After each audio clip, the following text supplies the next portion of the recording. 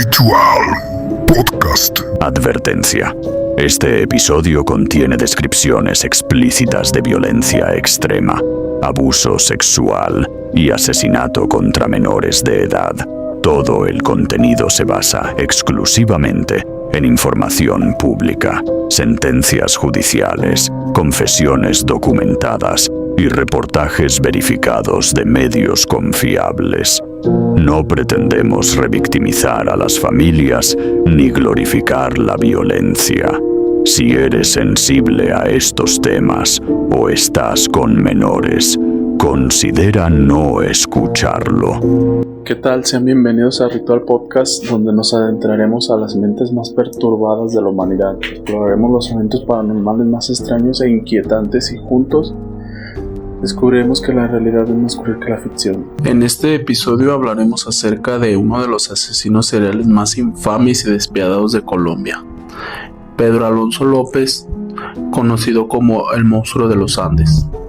Pedro Alonso López nació el 8 de octubre de 1948 en una zona rural de Colombia, en una de las familias con muchas dificultades económicas. Creció en un ambiente marcado por la pobreza, la inestabilidad y los conflictos familiares.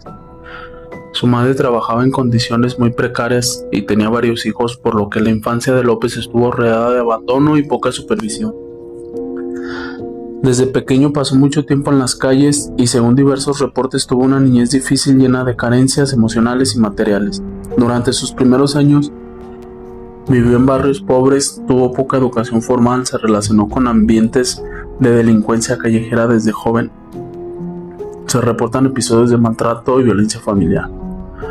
Cuando era niño fue expulsado de su casa tras un incidente familiar y comenzó a vivir prácticamente por su cuenta. Después pasó por instituciones y refugios, aunque nunca logró estabilidad. En la adolescencia empezó a cometer pequeños robos. Tuvo problemas constantes con las autoridades y terminó entrando y saliendo de entornos criminales.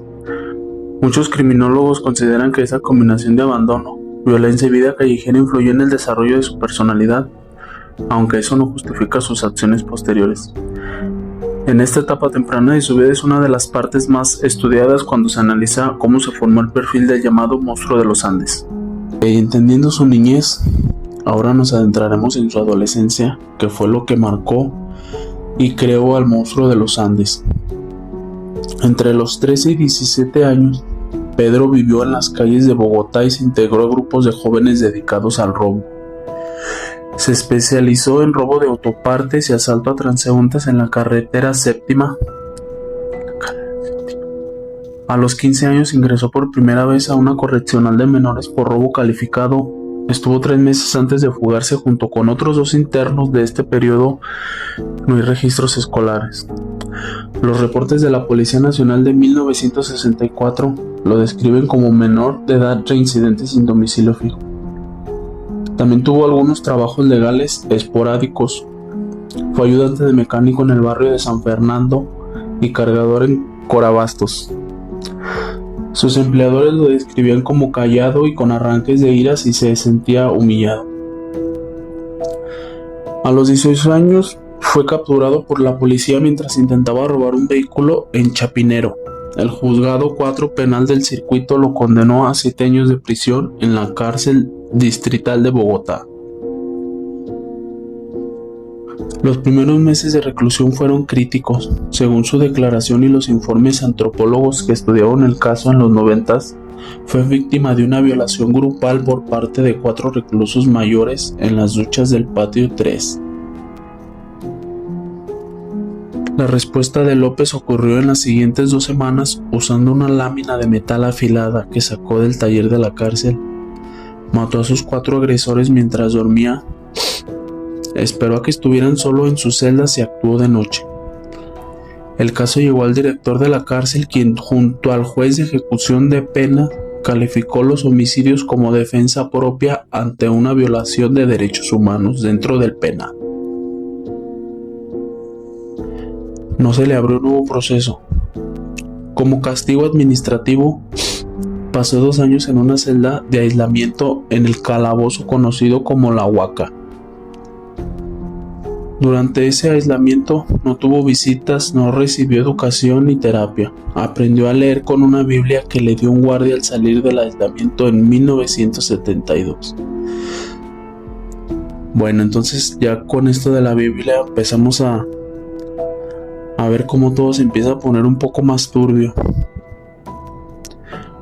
Los informes carcelarios lo describen como un interno retraído que no socializa y representa rasgos de personalidad antisocial. En su liberación en 1978, Pedro Alonso López cumplió su condena y salió libre el 14 de junio. A los 29 años, el Estado no le dio ningún programa de reinserción, no tenía cédula actualizada, ni familia, ni oficio rentable. Salió de la cárcel sin dinero y se dirigió a la terminal de transportes de Bogotá. Ahí tomó un bus hacia la frontera con Ecuador ese mismo año. A los 30 años iniciaría la etapa criminal por la que se ganó el apodo del monstruo de los Andes. Su juventud fue marcada por delincuencia, violencia carcelaria, no tuvo educación, no recibió terapia, ningún apoyo psiquiátrico.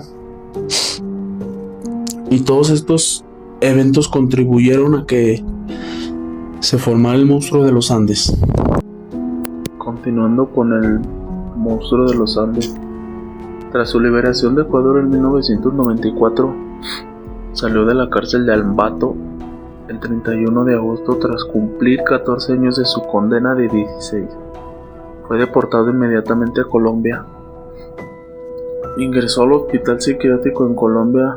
Al llegar a Colombia fue reclutado en el hospital psiquiátrico de Zimbabue, Cundinamarca, declarado no culpable por demencia. Su declaración de libertad del 31 de agosto del 98, un juez lo declaró cuerdo y fue liberado con una fianza de $50 bajo la condición de reportarse mensualmente. Su último registro fue en 1999, en septiembre, en la estación de policía de Soacha. Después de esa fecha nunca se volvió a presentar. Sus primeros crímenes documentados fueron en el año de 1969, mientras cumplía condena en la cárcel distrital de Bogotá. Mató a 4 reclusos. Las autoridades carcelarias catalogaron los hechos como defensa propia tras una agresión sexual grupal en su contra. No recibió condena adicional. En 1978, tras salir de prisión, comenzó a operar en Perú. Fue capturado por indígenas ayacucho cuando intentaba llevarse a una niña de 9 años. La comunidad lo entregó a misioneros, quienes lo deportaron a Ecuador en lugar de entregarlo a las autoridades. En Ecuador, de 1978 a 1980, detenido en Ambato en marzo de 1980, confesó haber asesinado a más de 300 niñas en Ecuador, Colombia y Perú. Desde 1978,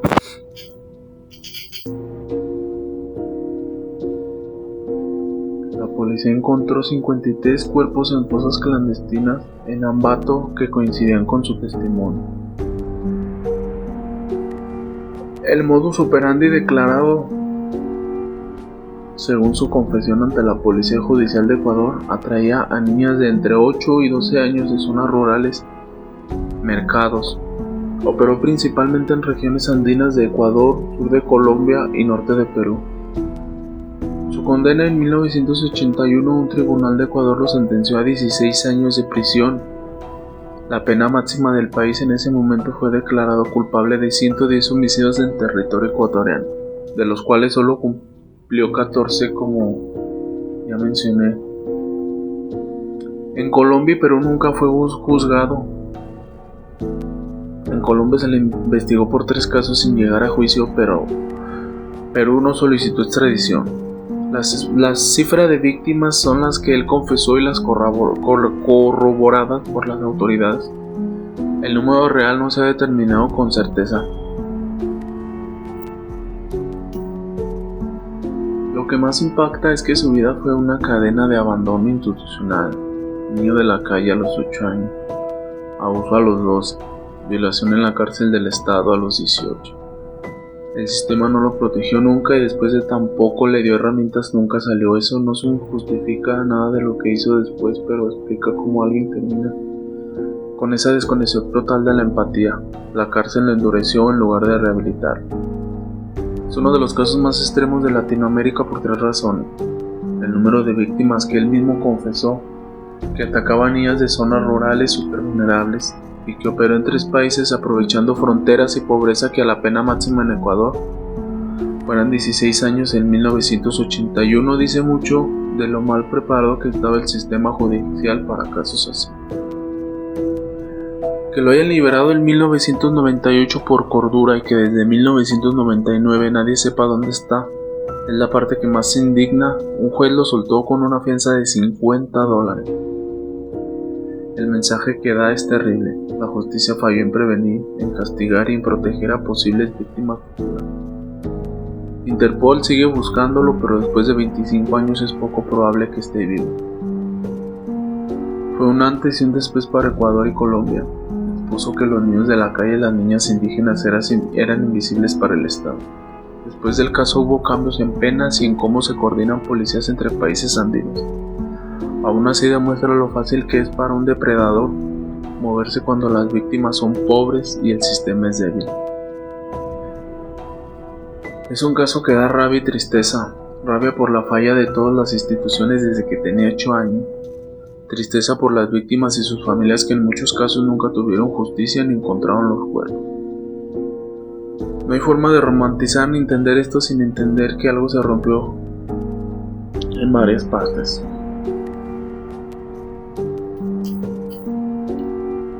Sí tuvo una infancia brutal, pero reducirlo a víctima del sistema le quita agencia de miles de niños de sufrir. Sí tuvo una infancia brutal, pero reducirlo a víctima del sistema le quita agencia.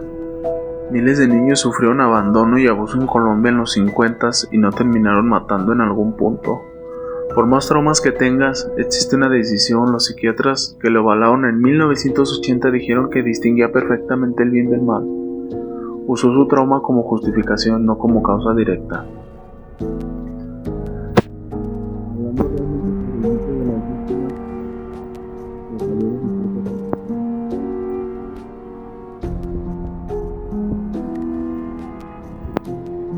Los cuerpos confirmaron fueron 53 en Ambato. Es probable que matara a muchos más, pero también es probable que el caso se haya inflado. A la prensa y a la policía les convenía el mito del monstruo porque tapaba las fallas. Nadie buscó a esas niñas cuando desaparecieron porque eran indígenas pobres. No solo falló la cárcel y el juez, falló todo el mundo alrededor. Los misioneros en Perú que lo deportaron en lugar de entregarlo a la policía cuando la comunidad indígena lo capturó en 1978. Los comerciantes de los mercados que veían a un hombre adulto llevándose niñas y no decían nada. Las familias que no denunciaban por miedo o por no tener dinero para ir a la ciudad. Fue un crimen permitido por indiferencia colectiva. El juez que lo liberó se apegó a la ley ecuatoriana de 1981. 16 años era el máximo y la ley colombiana lo declaró cuerdo en 1998. Técnicamente fue legal.